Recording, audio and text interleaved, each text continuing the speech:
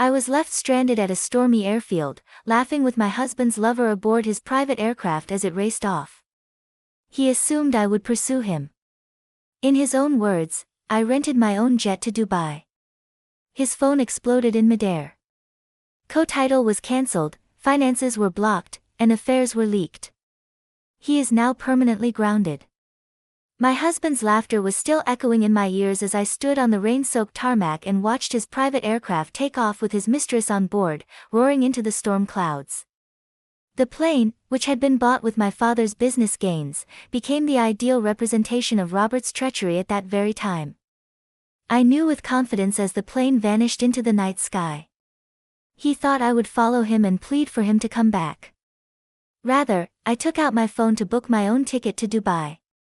I had all I needed to ground him for good. However, this was not where my narrative began. My father's passing and the inheritance that would alter everything started 6 months prior. As I held my father's hand for the final time, the rain battered against the glass of his hospital room. His fingers seemed brittle in mine, whereas they had previously been strong enough to transform Hartwell Foods from a tiny sandwich store into a major regional force. I became an orphan and the unexpected CEO of a multi-million-dollar firm at the age of 34 when the monitor flatlined. "Miss Hartwell," said softly by the hospital chaplain. "Would you like a moment alone?" Unable to talk due to the tightness in my throat, I nodded. My father had always assured me that I would inherit the company in the future, but that time was meant to be decades away, not after he suffered a heart attack at the age of 62. The first week following Dad's funeral was a haze of casseroles and black clothing. My spouse of 8 years, Robert, took care of everything, including making sure I ate and managing the funeral plans and the constant flow of guests. Every night as I sobbed myself to sleep, he held me and murmured, "You don't need to worry about anything right now. I've got you." In order to accompany me, Robert took the day off from his accounting job when Mr. Greenberg, Dad's lawyer, contacted regarding the will reading. As Mr. Greenberg repositioned his glasses and started reading the paper that would alter everything, I held his hand beneath the conference table. "To my daughter, Sarah Elizabeth Hartwell, I leave my entire estate, including 100% ownership of Hartwell Foods Incorporated." Mr. Greenberg took a moment to glance at me over his spectacles. "Your father was very specific that the company should pass to you alone." Robert's hand became a little tighter around mine. Despite Robert's overt indications that he wanted to quit his accounting business, Dad had always liked him and had never offered him a job at the company. When Dad said, "The company needs fresh blood, but family businesses need clear leadership." The next weeks were a managerial crash lesson for the food business. I had been in charge of marketing for the previous 5 years and had spent summers working at Hartwell Foods while I was a college student. All of a sudden, however, I was in charge of everything: distribution contracts, supply chains, personnel matters, and financial choices that had an impact on the lives of more than 200 workers. Robert commented, "You look exhausted," one evening while rubbing my shoulders while I went over the quarterly estimates. "How about you take a rest? Like we used to, we could go to Antonio's for supper." We hadn't had a genuine date night in weeks, so I leaned into his touch. "That sounds ideal. Please allow me 15 minutes to complete this email." For the first time since Dad's death, I felt like myself over red wine and candlelight. Robert made me laugh until my sides ached by entertaining me with tales from his workplace. This was the man I'd fallen in love with in graduate school, supportive, funny, and able to make me forget my worries. I said, "Thank you," and reached for his hand across the table. "For everything these past months, I couldn't have managed without you." Something sparked in his eyes as he grinned. "I'm glad I could be of assistance, but I wish I could do more than simply listen to your tears. I've been considering taking some of the strain off you by helping with the company's finances." I hesitated. Robert was brilliant with numbers, but Dad's warning about clear leadership echoed in my mind. "Let me think about it," I said gently. "Right now, I'm still figuring things out myself." As spring turned to summer, I slowly found my footing at Hartwell Foods. The company had been Dad's life's work, and I was determined to honor his legacy. We launched a new line of organic sauces that had been Dad's pet project before he died, and sales exceeded our projections by 30%. We should celebrate, Robert suggested when I shared the good news. This calls for champagne. That night, as we toasted to success, I noticed how genuinely happy Robert seemed for me. He'd been my rock throughout this transition, never complaining when I worked late or brought spreadsheets to bed. In that moment, I made a decision. Robert's 40th birthday was approaching in August, and I wanted to do something meaningful, something that showed him how much his support meant to me. After consulting with Mr. Greenberg about the legalities, I decided to gift Robert half of my shares in Hartwell Foods. Are you certain about this, Miss Hartwell? Mr. Greenberg asked, peering at me with concern. Your father was quite adamant about keeping ownership within the direct bloodline. Dad didn't know how essential Robert would become, I insisted. Besides, we're family, too. Mr. Greenberg prepared the paperwork with reluctance, and I planned an intimate birthday dinner at home to present my gift. I spent the day cooking Robert's favorites, beef Wellington with truffle mashed potatoes and chocolate souffle, and set the dining room table with our best china. What's all this? Robert asked when he came home, eyes widening at the candlelit setup. Happy birthday, I said, kissing him. I wanted tonight to be special. After dinner, I handed him a small box containing a vintage watch I'd found at an antique store. He admired it with appropriate enthusiasm, but I could tell he'd expected something different. That's when I pulled out the leather portfolio containing the share certificates. There's one more thing, I said nervously. Something to show you how much your support has meant during this difficult time. I placed the portfolio in his hands. I want us to be partners in everything, including Dad's company. Robert opened the portfolio slowly, his expression shifting from curiosity to disbelief as he realized what he was holding. 50% of Hartwell Foods, he whispered, looking up at me. Sarah, are you serious? Completely, I smiled. You've been my rock. I couldn't think of anyone better to share this with. He surged forward to embrace me, lifting me slightly off the ground in his enthusiasm. You won't regret this, he promised, eyes shining with what I took for gratitude. We're going to take Hartwell Foods to places your father never dreamed of. The change was subtle at first. Robert started coming to the office with me, sitting in on meetings, offering suggestions. The staff seemed to like him. He remembered everyone's names, brought donuts on Fridays, and stayed late to help solve problems. Your husband's quite the charmer, Rita, my assistant, who'd worked for Dad for 20 years, observed one afternoon. He's always been good with people, I agreed, watching through my office window as Robert chatted animatedly with our sales team. Looking back, I should have noticed the warning signs. The way Robert began scheduling meetings without consulting me, how he started using I instead of we when discussing company decisions, the subtle shift in how staff increasingly went to him with questions rather than me. One evening, I overheard him on the phone in his home office, door slightly ajar. Don't worry about Sarah, he was saying in a low voice. She's still dealing with her grief. Just send the proposal directly to me and I'll make sure it gets approved. I froze, hand raised to knock. Who is he talking to and why would they bypass me on a proposal? Before I could process this, Robert continued, the acquisition looks promising. With her father gone, there's nobody left who remembers the old handshake agreements. We can move forward without any complications. My chest tightened. Acquisition? What acquisition? I quietly backed away from the door, mind racing. That night, I lay awake beside him, wondering if I'd made a terrible mistake. Dad's voice seemed to whisper in my ear. Family businesses need clear leadership. But Robert was family. My husband, my partner, my support system. Surely, I was overthinking this. Yet, as I watched him sleep peacefully beside me, I couldn't shake the feeling that something fundamental had shifted between us, like the first tremor before an earthquake that would eventually leave me stranded on that rainy airstrip, watching my husband fly away with another woman. The next morning, I convinced myself I was overreacting. Robert had always been ambitious. It was one of the qualities that had attracted me to him in the first place. His drive, our company. Robert corrected with a tight smile. And of course, we'll keep you informed. That evening over dinner, I tried to broach the subject. Robert, I felt blindsided today about the marketing plans. We need to make these decisions together. Sarah, he sighed, setting down his fork. You've been so stressed lately. I'm just trying to take some pressure off you. Vanessa has brilliant ideas, and I didn't want to bother you with routine approvals. Routine approvals? The Q4 marketing campaign is our biggest push of the year. I struggled to keep my voice level. Dad always said marketing was the heartbeat of the company. Your father ran things his way.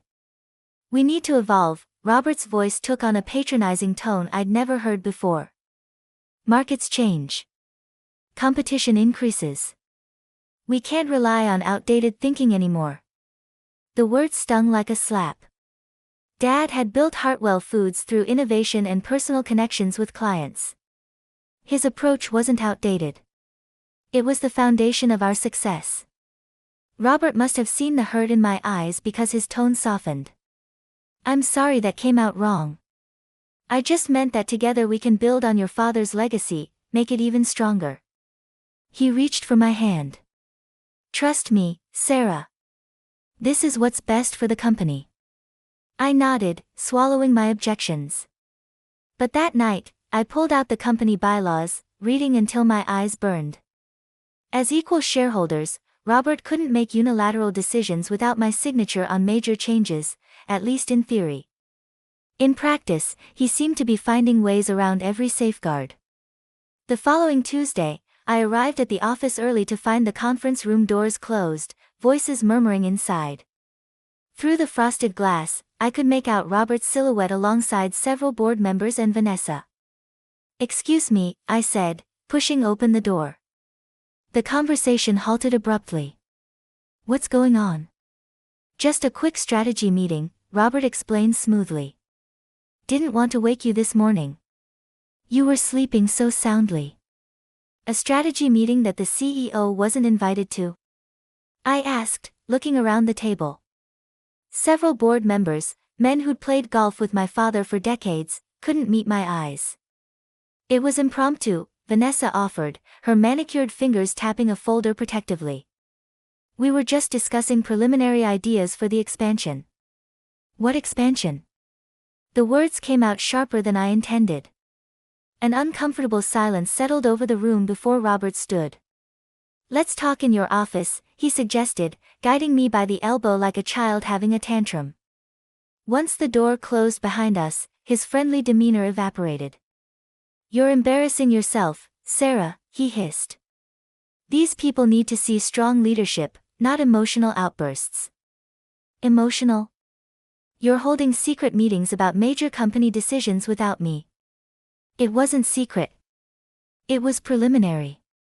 We're exploring acquisition opportunities in the Southwest. I was going to brief you once we had concrete numbers. That's not how this works, Robert. We make those decisions together. His expression softened, but his eyes remained cold. You're right. I apologize. I've been pushing too hard. He checked his watch. Let me make it up to you. Dinner tonight at El Bernardine. We can talk through everything properly. I wanted to refuse, to demand answers immediately, but several employees were watching through the glass walls. Fine, dinner. But dinner never happened. At 6:30, Robert texted that he was caught in an emergency meeting with potential investors. When I called the restaurant to cancel, they had no record of our reservation. Our wedding anniversary the following week passed without acknowledgement. Robert claimed he'd been caught up in work and promised to make it up to me. Our favorite weekend traditions, Saturday morning hikes, Sunday brunches, gradually disappeared as he scheduled business meetings or golf outings with new clients. Home became an empty shell. We occupied the same space but lived increasingly separate lives. I'd wake to find his side of the bed untouched. A text explaining he'd crashed in his office after a late night. The few times we did share dinner, his phone buzzed constantly with urgent messages he needed to address. "I signed the Henderson contract today," I mentioned one evening, breaking the silence between us. It was a significant deal I'd been working on for months, one that would have made Dad proud. "That's nice," Robert replied absently, thumbs flying over his phone screen. "Vanessa and I closed with Westmont Foods. They're considering acquiring our new sauce line for national distribution." My fork clattered against the plate. "Westmont Foods? They're our biggest competitor." Robert finally looked up. "Not anymore. Now they're our biggest opportunity for growth. Dad would never have partnered with Westmont. They undercut small businesses and use inferior ingredients." "Your father isn't running this company anymore," Robert snapped. The silence that followed was deafening. In that moment, I saw Robert clearly for the first time since Dad died. A stranger wearing my husband's face. Later that week, I was searching for a missing contract in Robert's office when I found a hotel receipt tucked in his desk drawer. 4 nights at the Grand Hyatt. During the week, he claimed to be at a food industry conference in Chicago. The guest name listed, Robert Hartwell and Vanessa Powell. My legs gave out, and I sank into his chair, the paper trembling in my hand. A text notification lit up his desktop computer screen, "Can't wait for tonight." That evening, I watched him pack his overnight bag. "Another late meeting?" I asked, my voice unnaturally calm. "Strategy session for the Westmont deal," he replied without looking up. "Don't wait up." I nodded, retreating to our bedroom, where I curled up on Dad's old armchair, the one piece of furniture I'd insisted on keeping after he died. Wrapped in the familiar smell of worn leather, I finally acknowledged what I'd been denying for months.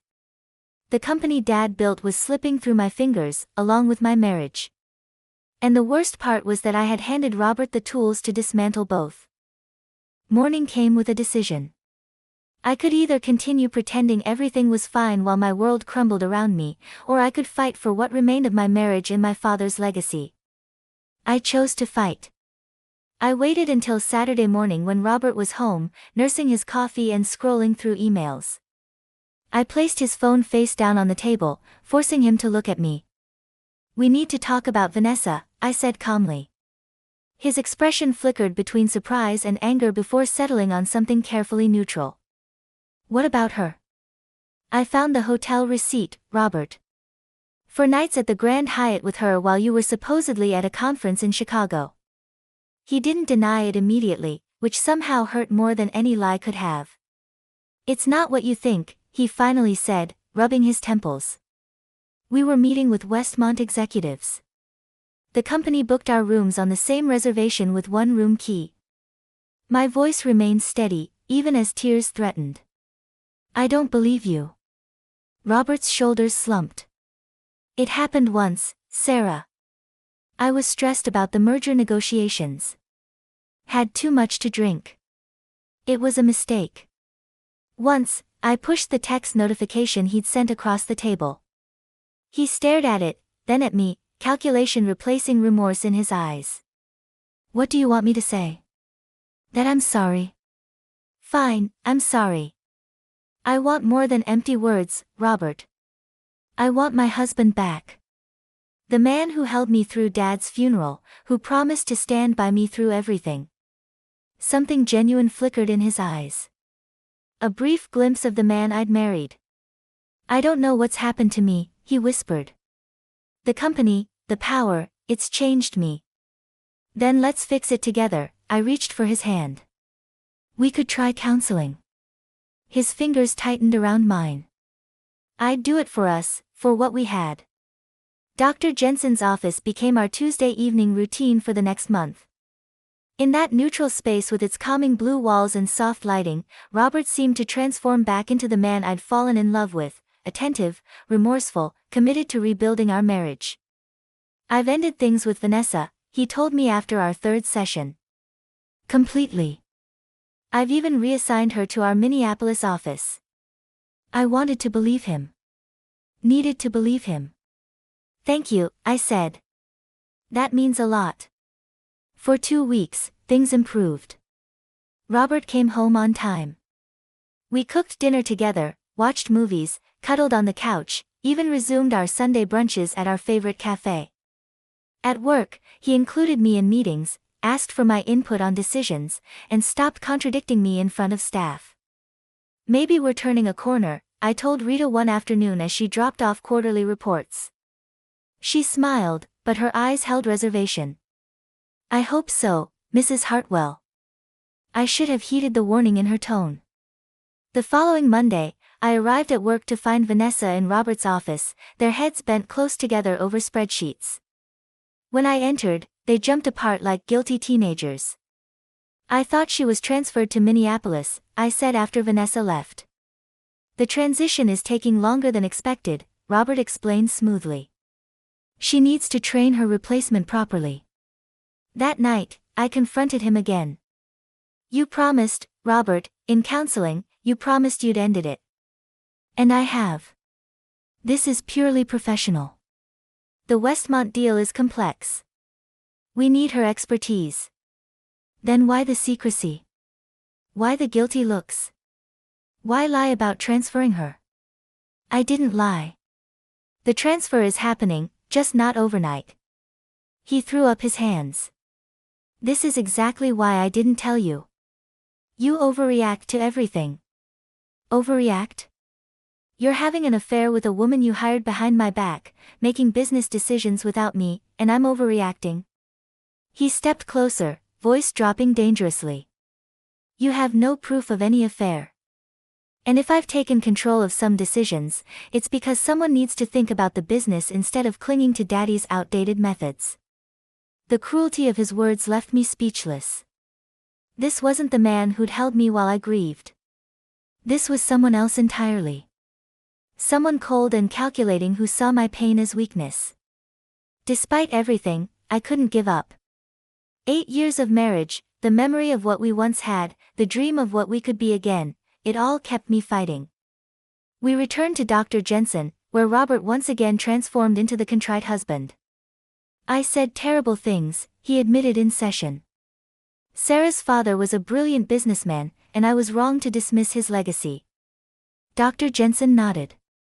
Robert, can you understand why Sarah might find it difficult to trust your sincerity, given the pattern of promises followed by disappointments? I do, he said, looking directly at me. And I want to prove myself. What if we plan something special for the company's anniversary next month?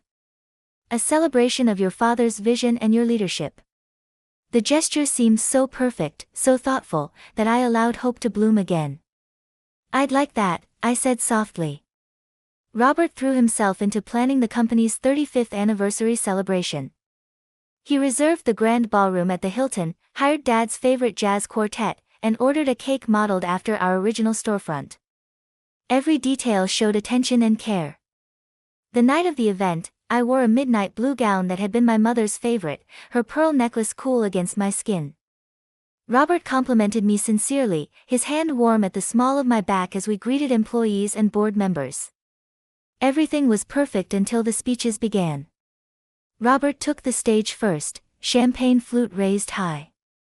35 years ago, Frank Hartwell started this company with nothing but determination and a signature sauce recipe, he began. The crowd applauded warmly. And today we honor that legacy by looking forward, which is why I'm thrilled to announce that Hartwell Foods will be merging with Westmont Industries. Gasps rippled through the room. My champagne glass nearly slipped from my fingers.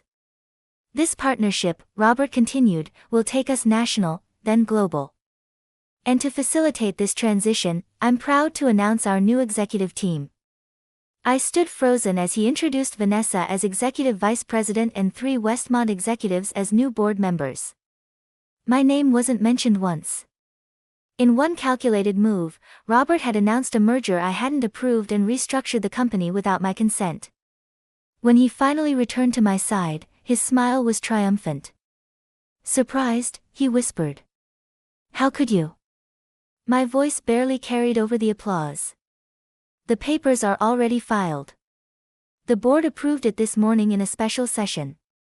He clinked his glass against mine. Smile, Sarah. We're celebrating. That night, after mechanical goodbyes to confused employees, I locked myself in Dad's home office. With shaking hands, I logged into the company's financial system, accessing reports Robert thought I never reviewed. What I found confirmed my worst fears. Robert had been systematically moving company assets into new accounts where I wasn't a signatory, small transfers at first, growing bolder over time. Most troubling was a newly formed offshore entity that now owned our patents and trademarks, including Dad's original sauce recipes. On paper, Hartwell Foods was becoming an empty shell, its value stripped away piece by piece. The realization struck me with physical force. Robert wasn't just betraying our marriage. He was orchestrating my complete removal from the company, ensuring that when he finally discarded me, I'd be left with nothing of Dad's legacy. Tears blurred my vision. But beneath the pain, something else crystallized. A cold, clear determination. This wasn't just about saving my marriage anymore. Some things shouldn't, be saved. This was about survival. I spent the night compiling evidence, downloading financial records, taking screenshots of suspicious transactions, and copying emails I'd been blind to before. By dawn, I had assembled enough evidence to show that Robert had been systematically looting the company. But confronting him with it would only warn him, giving him time to cover his tracks or accelerate his plans. I needed legal advice, but I couldn't risk using our family attorney, who had clearly sided with Robert during the merger announcement. I remembered Elena Vasquez, a fierce corporate lawyer Mom had befriended years ago. I made an appointment for later that week, careful to use my personal email rather than my company account. Meanwhile, Robert seemed energized by his public coup at the anniversary party. He whistled around the house, treated me with exaggerated courtesy, and even brought home flowers. One evening, he announced over dinner, 3 days after the party. "We should take a trip. Just the two of us." Elena's expression darkened. "That timing concerns me. Is there any way you can delay the trip? If I refuse to go, he'll know something's wrong. Then go, but be extremely careful. Keep gathering evidence, but don't confront him until we have everything filed and ready. And Sarah," she hesitated, "make sure your passport stays with you at all times." The warning sent a chill through me. What exactly did Elena think Robert was capable of? Friday morning arrived with ominous dark clouds gathering on the horizon. Robert seemed unusually attentive, carrying my suitcase to the car, holding doors open, asking if I wanted coffee before we headed to the airstrip. "The weather report mentions possible thunderstorms," I noted as we drove. "Will that affect the flight?" "We'll get out before the worst hits," he assured me, one hand resting on my knee. The gesture felt possessive rather than affectionate. The private airstrip was small, a single runway, a modest terminal building, and a few hangars. Our company jet waited on the tarmac, its steps already lowered, the pilot doing final checks. The first fat raindrops began to fall as we pulled up. "Go ahead and board," Robert said, checking his phone. "I need to make a quick call." I nodded and stepped out into the increasing rain, pulling my light jacket tighter. The wind whipped my hair as I approached the jet, my wheelie bag bumping over the uneven pavement. Before climbing the steps, I glanced back toward Robert, still sitting in the car. That's when I saw another vehicle approaching, a sleek black sedan that pulled up directly behind our car. The back door opened, and Vanessa emerged, her red dress vivid against the darkening sky, an overnight bag in hand. She hurried to our car, slipping into the passenger seat beside Robert. I froze on the first step of the jet stairs. Through the car's windshield, I could see them laughing together, her hand reaching up to stroke his face. Then Robert looked toward the jet, saw me watching, and his smile faded. He said something to Vanessa, then got out of the car, leaving her inside. "Sarah," he called, jogging toward me as the rain intensified. "I was just telling Vanessa goodbye. She brought some contracts I needed to sign before we left." The lie was so blatant, so insulting that I couldn't even respond. I just stared at him, rain streaming down my face, mingling with tears I refused to acknowledge. "Go on board," he urged, taking my elbow. You're getting soaked. I pulled away from his grasp. She's coming with us, isn't she? His face hardened. The Dubai team requested her presence for the marketing presentations. It's business, Sarah, in a red dress with an overnight bag. My voice was surprisingly steady. Stop lying, Robert. At least have the decency to tell me the truth. Lightning cracked across the sky, followed by a rumble of thunder. The rain was coming down in sheets now. Fine, he snapped. Yes, Vanessa is coming. The truth is, she understands this business better than you ever will. She supports my vision instead of clinging to the past. Our marriage vows. Were those just the past too? I asked. Robert stepped closer, lowering his voice, though the rain and thunder would have drowned it out anyway. Look, I was trying to be kind. Make this easy. We can still present a united front in Dubai. Settle everything quietly afterward. Nobody needs to know the details. You're asking me to fly across the world and pretend my marriage isn't over while you carry on with your mistress down the hall. Don't be dramatic. It's a business decision, like everything else. He glanced back toward the car where Vanessa waited. You can either get on that plane and maintain some dignity, or you can throw a fit and confirm what everyone already thinks, that you're too emotional for business. His words struck like physical blows. This was his plan to humiliate me further, to use this trip to showcase my replacement, both in the company and in his life. Sarah, a voice called from the terminal building. I turned to see Mike Davis, the Airstrip manager who'd known my father, beckoning from the doorway. Storm's getting worse. You folks need to decide if you're flying out or waiting it out. Robert turned toward the car. We're leaving now, he called back, then looked at me. Last chance, Sarah. On or off? In that moment, everything crystallized. I stepped back from the jet stairs. I'll pass. Robert's face darkened. You're making a mistake.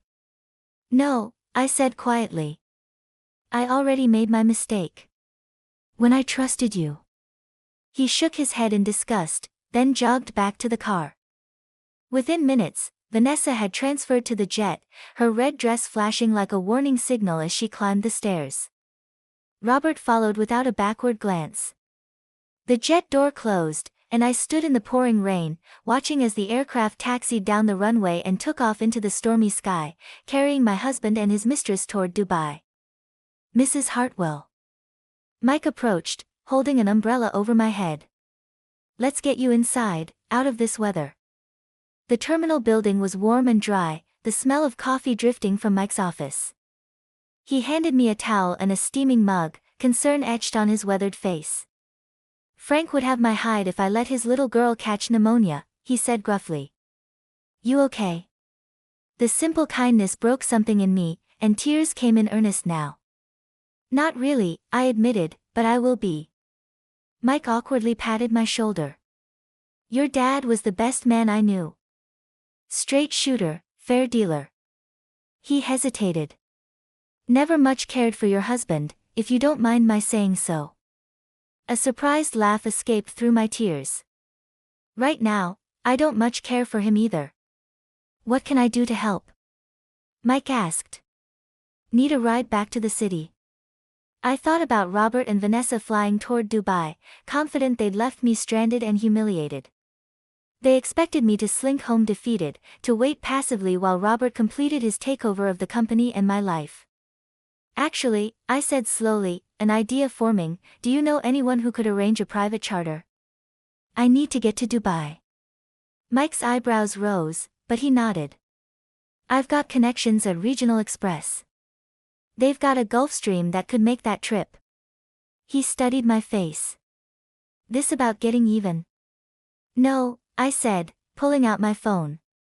This is about getting what's mine. Mike's connections worked faster than I'd expected. Within an hour, a sleek Gulfstream G650 was being prepared for departure while I placed an urgent call to Elena. I need you on this flight with me, I told her when she answered. Robert's on his way to Dubai with his mistress. I'm following on a charter jet. Pause. Sarah, are you sure about this? Flying halfway around the world in your emotional state? I've never been more clear-headed, I interrupted. But I need legal counsel, and I trust you. I'll double your usual retainer. 3 hours later, Elena and I settled into the plush leather seats of the private jet. The storm had passed, leaving clear skies for takeoff. As we climbed through the clouds, I felt a strange calm replace the turbulent emotions of the past weeks. This wasn't about chasing Robert or saving my marriage anymore. This was about reclaiming what was rightfully mine. We have approximately 14 hours before we land in Dubai, Elena said, spreading documents across the table between us. Robert will have about a 5-hour head start. Good, I nodded. That gives him time to get comfortable, to think he's won. Elena smiled approvingly. I've been making calls. Judge Winters, she played golf with your father, has agreed to review our emergency motion immediately. If she agrees, and I believe she will, you'll have temporary controlling interest in Hartwell Foods by the time we land. What about the offshore accounts? I asked, the trademarks he transferred. That's where this gets interesting. Elena pulled out her laptop. Your father was more careful than Robert realized. The operating agreement has a provision that any IP transfer requires approval from all original shareholders or their direct heirs. Since you inherited directly from your father, and these transfers happened after his death without your explicit consent, they're invalid. I finished, a spark of hope igniting. Potentially. But we need evidence that you didn't approve them. I pointed to my carry-on. I've downloaded every email, every document I've signed since Dad died. Nothing about IP transfers. For the next 3 hours, we combed through paperwork, building our case piece by piece. Elena drafted legal motions while I compiled a chronology of Robert's deceptions. The pattern. Outside the conference room, I paused to straighten my jacket and touch my mother's pearls once more. Through the frosted glass doors, I could make out several figures seated around a long table. Robert's voice carried clearly, confident, almost gloating, as he detailed plans for Hartwell Foods' future. With the new distribution channels Westmont provides, we'll phase out the smaller product lines by next quarter. The original recipes can be modernized to appeal to broader markets. I pushed open the door. Every head turned as I entered, followed by Elena. Robert froze mid-sentence, his expression shifting from shock to confusion to carefully controlled anger. Sarah. He recovered quickly, flashing that charming smile that had once made my heart flutter. What a surprise. We weren't expecting you until later. Clearly, I replied, nodding politely to the Westmont executives who looked uncomfortably between us. Vanessa sat beside Robert, her red dress from the airport exchanged for a sleek business suit, her hand protectively close to his on the table. Since you're here, let me introduce our partners from Westmont Foods, Robert continued smoothly. We were just discussing the integration timeline. There will be no integration, I interrupted, my voice calm but firm. The merger negotiations with Westmont Foods have been terminated. Effective immediately. Silence fell over the room. One of the Westmont executives, their CEO, judging by his position at the head of the table, leaned forward. I'm sorry, Mrs. Hartwell, but your husband has already secured board approval for this merger. A board meeting called without proper notice to all shareholders, Elena stepped in, opening her briefcase. In violation of company bylaws. And who might you be? The CEO asked with thinly veiled irritation. Elena Vasquez, legal counsel for Hartwell Foods. She distributed copies of the court order to everyone at the table. As you can see, Judge Winters has granted emergency relief, returning controlling interest to Ms. Hartwell, pending review of numerous irregularities in recent company decisions. Robert snatched the document, his face darkening as he scanned the contents. This is ridiculous. You can't just. I already have, I said quietly. The company accounts have been frozen. Your access to corporate systems has been revoked and the board has been notified of your immediate suspension pending investigation into financial improprieties. The room erupted. Westmont executives huddled together, whispering urgently. Vanessa's face had gone pale, her eyes darting between Robert and the exit as though calculating her best escape route. Robert pushed back from the table violently. "We need to speak privately." I nodded, following him to a small sitting area in the corner of the conference room, still within sight but out of earshot of the others. "What the hell do you think you're doing?" he hissed, all pretense of civility gone. "Exactly what my father would have done," I replied. "Protecting what's mine. You'll regret this. I have contracts, agreements in place. Unauthorized agreements made without proper approval." I leaned closer. "I found your Sarah exit strategy presentation, Robert, very thorough, particularly the part about using this trip to pressure me into signing away my rights." His expression faltered for just a moment before he regained his composure. "We could have done this amicably. Now you're forcing a public battle that will damage the company's reputation. Is that what you want?" "What I want," I said steadily, "is for you to step aside gracefully. Resign your position, agree to the divorce terms Elena has drafted, and walk away. In return, I won't pursue criminal charges for the financial manipulations we've uncovered." "You're bluffing," he scoffed. "What financial manipulations?" I pulled out my phone, scrolling through the evidence I'd compiled: unauthorized transfers to offshore accounts, trademark assignments without proper approval. "Shall I continue?" "The forensic accountants will find everything, Robert." As the reality of his situation dawned on him, I saw something I'd never witnessed before: genuine fear in Robert's eyes. His carefully constructed house of cards was collapsing around him, each card bearing the name of a lie he'd told, a betrayal he'd enacted. "You need me," he said finally, his voice less certain. "The board trusts me. The Westmont deal can't happen without me." "The Westmont deal isn't happening at all," I corrected him. "And as for the board," I checked my watch, "they should be receiving my detailed report right about now, including evidence of how you've been systematically undermining the company since Dad died." From across the room, I noticed the Westmont CEO ending a phone call. His expression grave as he whispered something to his colleagues. Their postures changed immediately, shoulders stiffening, faces closing. Robert saw it, too. "What did you do?" "I protected our company. The way Dad raised me to do." I stood up. "Your return flight has been booked for tomorrow morning. First-class commercial. The company jet is no longer at your disposal. You can't just." "I can," I said. "I have." I turned to walk away, then paused. "Oh, and Robert, your company credit cards have been cancelled. You might want to check your personal accounts, too. It seems the bank had some concerns about recent unusual activity." I rejoined Elena at the table, leaving Robert standing alone, his carefully cultivated power evaporating in real time. The Westmont CEO cleared his throat awkwardly. "Mrs. Hartwell, in light of these developments, I think it's best if we postpone any further discussions." "Mr. Chambers, there's nothing to postpone," I replied firmly. Hartwell Foods is not for sale or merger. However, I'd be happy to discuss potential distribution partnerships that don't involve corporate integration. He studied me for a moment, then nodded with what looked like respect. "Perhaps we can schedule that conversation for another time." As the Westmont team gathered their materials, Vanessa sidled toward the door, clearly hoping to slip away unnoticed. "Miss Powell," I called, stopping her in her tracks. "Human Resources will contact you regarding the termination of your employment.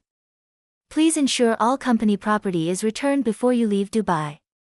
She flushed, glancing toward Robert, who stood frozen in place, still processing his fall from power. Without a word, she hurried from the room, loyalty evaporating in the face of consequence. When the last Westmont executive had departed, I turned to Robert. "You should know the locks at the house have been changed." "Where am I supposed to go?" he demanded, the entitlement in his tone almost laughable now. That's no longer my concern. I gathered my things, prepared to leave him standing alone in the emptying conference room. Sarah, he called as I reached the door. I built that company with you. It's as much mine as yours. I paused, turning to face him one last time. No, Robert, you tried to steal what my father built. There's a difference. I let the truth settle between us. You're grounded, Robert. Permanently. As Elena and I walked through the hotel lobby toward the bright Dubai sunshine, a weight lifted from my shoulders. For the first time since Dad died, I felt truly capable of carrying his legacy forward while creating my own. What now? Elena asked as we stepped outside. I looked up at the impossibly tall Burj Khalifa stretching toward the sky. Now we rebuild, my way. 3 days later, I returned to our headquarters, stepping into the familiar lobby with new purpose. Rita greeted me with a warm hug and a stack of messages. The board wants to meet this afternoon. They've reviewed everything and are prepared to ratify your full reinstatement as CEO, she reported. And Mr. Greenberg called twice. Robert signed the divorce papers without contest. He didn't have much choice, I noted, glancing through the glass walls of what had been Robert's office. The maintenance crew was already removing his nameplate. Your father's office is ready for you, Rita said, following my gaze. Unless you'd prefer to keep yours. I thought about the query. Dad's corner office stood for custom, security, and heritage. My current workspace mirrored the marketing division, which was my area of responsibility prior to all of this. Have them move my things to Dad's office, I made the choice. Let's call the design team first, though. It's probably time for some upgrades. Rita grinned knowingly, welcoming change yet respecting custom. Exactly. I had a physical link to my history when I touched my mother's pearls. Dad created something quite remarkable. It's my turn to take the lead now, though. I stood at the window of the office that had belonged to my father but was now unavoidably mine that night.